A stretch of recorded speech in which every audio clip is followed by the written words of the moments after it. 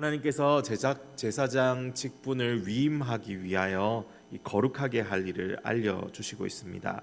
먼저 어린 수소 하나와 순양 둘을 선택하게 하시죠. 그 다음 무교병과 기름 섞인 무교 과자와 이 기름 바른 무교 전병을 만들어서 한 광주리에 담으라 하십니다. 그런 후에 아론과 그의 아들들을 회막문으로 데려가서 물로 씻게 하고 그리고 의복을 입힙니다. 의복은 하나님께서 만들라고 명령하신 것들인데 속옷과 에봇 받침 겉옷과 또 에봇을 입고 흉패를 달고 그 허리를 띠고 이 에봇에 띠를 띠고 머리에 관을 씌우고 그 위에 거룩한 패를 붙이는 것입니다. 그리고 그의 이 그에게 관유를 가져와서 그의 머리에 부어서 바르게 합니다.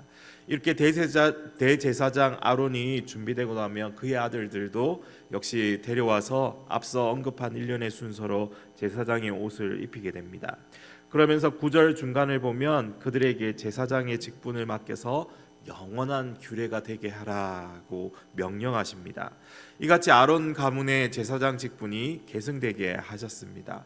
이렇게 한 가문을 지정하신 이유는 불규칙적이고 개인적인 제사를 방지하기 위한 것이죠. 그리고 제대로 훈련받은 사람을 통해서 하나님께서 명령하신 대로 올바른 제사를 드리기 위함입니다.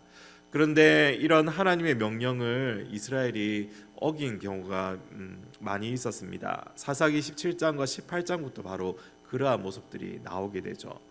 또 다윗 시대의 두 가문에서 제사장이 나오기도 하죠. 사독과 아비아달의 가문으로 이렇게 두 개의 가문으로 또 나누어진 것을 보게 됩니다. 또 바벨론 포로 이후에 가서야 이 아름 가문의 제사장 세습이 완전히 정착되는 것을 또 볼 수 있습니다. 그동안에는 올바르지 못한 제사도 많이 있었고 어떤 때는 왕이 제사장 역할을 수행하기도 합니다. 하나님께서 명령하신 것을 제대로 이행하지 않을 때 많은 문제들이 생기게 되는 것을 봅니다. 그 직분이 영원한 규례가 되게 하라고 말씀하셨는데 인간의 연약함은 하나님의 말씀을 제대로 실천하지 못하게 됨을 보게 됩니다.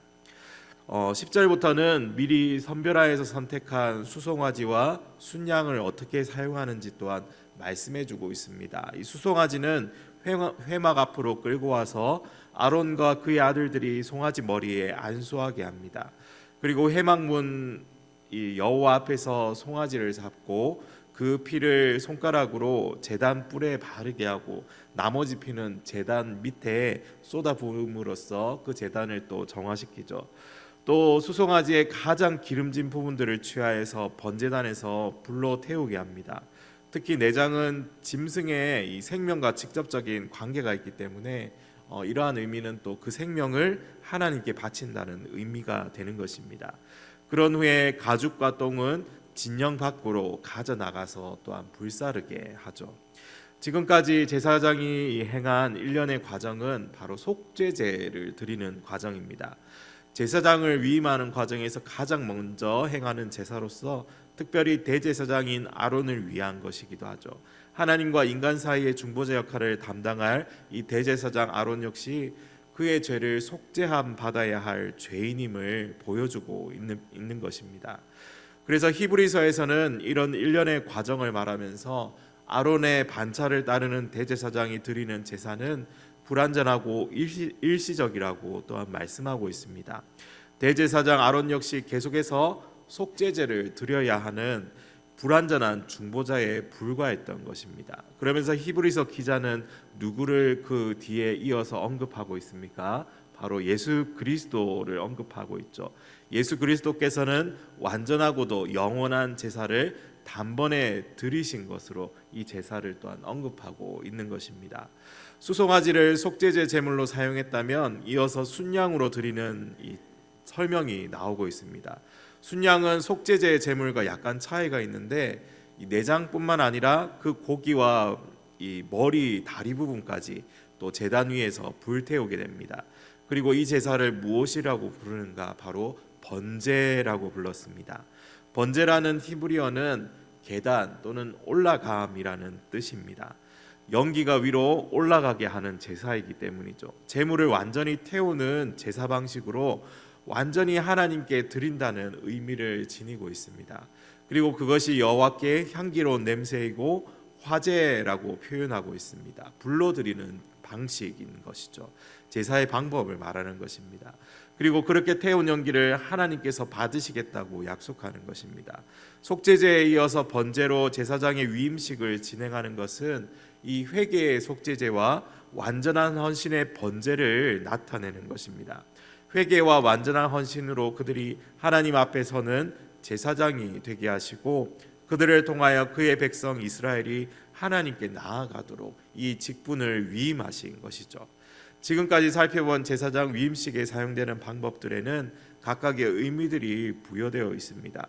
우리가 하나님의 일을 하기 전에 먼저 죄 씻음을 받고 거룩해져야 합니다. 그래서 제사장이 물두멍에서 그 몸을 씻는 것을 보여주시죠. 또한 제물을 준비하는 과정을 통해서 하나님께서 원하시는 것은 온전한 마음으로 구별되어 흠이 없는 제물과 같이 우리가 준비되어지는 것을 또한 보여주십니다. 제사장이 기름 부음 받는 것처럼 우리 역시 성령으로 기름 부음 받아 성령 하나님께서 주시는 힘과 능력으로 나아가야 한다고 말씀하고 있습니다.